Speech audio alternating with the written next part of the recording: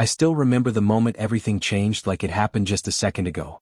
My phone buzzed on the kitchen counter, and I glanced over to see Leia's name flashing across the screen. Leia, my wife of 7 years, the woman I thought I knew better than anyone. The message she sent me felt like a punch to the chest. Heading out on a trip with my boss. Don't wait for me. At first, I laughed awkwardly, thinking it was just one of her random jokes. Leia was always sending me little oddball messages to keep things light. But something about this one didn't sit right. It was too blunt, too cold. Not at all like her. 10 minutes later, that uneasy feeling in my stomach wouldn't go away. I knew something wasn't adding up. That's when the whole thing began to unravel. We met in college. She was magnetic, full of life with those bright eyes, her wild curls, that laugh that could echo across campus. I was quiet, a little clumsy, and loyal to a fault. We balanced each other out, and before long I thought we were perfectly in sync. Our marriage was comfortable, predictable, just the way I liked it. I thought I knew her better than anyone else in the world. But that message shattered that illusion. I called her. No answer. Texted her, asking if she was okay, trying to figure out where she was going. Still nothing. Time dragged on, each second heavier than the last. Then came the message that really turned my stomach, an unknown number flashing on my phone. Theo, stop looking for her. She's about to make a huge mistake. Leia never gave out her number to anyone. The message felt chilling, like a warning from someone who knew way too much. I tried to talk myself down, telling myself I was reading too much into it, maybe it was just some dull work trip. But I couldn't shake the feeling that something was horribly wrong. So, I made coffee, sat at the kitchen table, and tried to distract myself.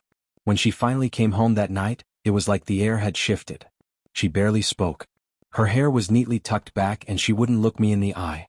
I tried to keep it normal, asked her how her trip went. She barely lifted her head to say, Theo, I think we need some space. Space. After one day. I felt like I'd been hit by a truck. I wanted to shout, demand answers, do something. But the part of me that still loved her held back. I nodded, pretending to understand, pretending to be okay. But inside I was shattered. The next few days were a blur. She acted like everything was fine, cooking, smiling occasionally, but her distance was undeniable. Her phone was glued to her hand. She'd whisper into it, smiling at messages I couldn't see. My instincts screamed at me to pay attention. So one night, when she was in the other room, I opened her laptop. What I found made my blood run cold. Hundreds of emails, secret plans, hidden conversations between her and her boss, Mr. Darcy. These weren't just work emails. These were flirty, intimate exchanges. The business trip she had mentioned? It was a lie, a well-organized getaway, a plan that had been carefully crafted. I didn't confront her right away. I needed more. Proof. Details. I spent the next week quietly collecting everything. Hotel receipts, private messages, reservations. It all confirmed what I had feared. The woman I loved had betrayed me in the most calculated, cold way. It wasn't just the affair, it was the planning, the lies, the manipulation. She had made me believe everything was normal while plotting the moment she would break everything between us. The realization hit me like a freight train. I had been living with a stranger. Then came the day everything collapsed. I came home early from work. Something felt off in my gut, and when I walked through the front door, it was slightly ajar. I stepped inside and there they were. Leia and Mr. Darcy. Caught in the act. They froze. I froze. There was a long, painful silence, broken only by the hum of the air conditioning. I didn't yell. I didn't cry. I didn't even speak. I just stood there, heart pounding, thoughts racing. Then in silence I grabbed my coat, my keys, and walked out. I needed space. I needed to act before I broke. In the next 10 minutes I had called my lawyer, my sister Mara, and my best friend Hugo. Everything from there was fast, calm, and sharp. Leia had crossed a line she could never uncross.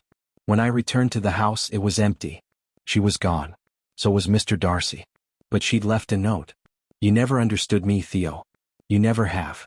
I stood there holding that note. My hands weren't shaking with fear but with a mixture of rage, heartbreak, and something else.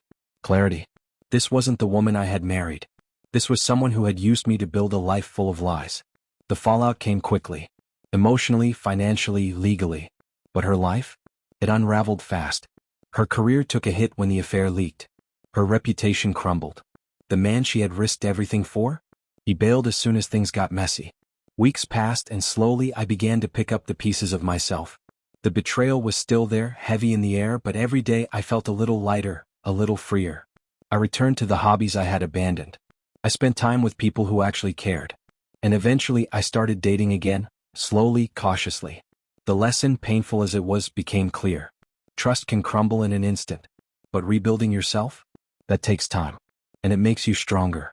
Leia's decision to betray, to manipulate, to lie, it destroyed everything she had. But in the process, it pushed me towards something priceless: self-respect. Standing up for myself wasn't about revenge. It was about survival. Now, when I look in the mirror, I don't see a man who was broken. I see someone who made it through.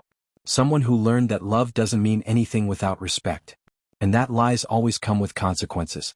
Sometimes the most painful moments aren't just heartbreak. They're the moments that finally set you free.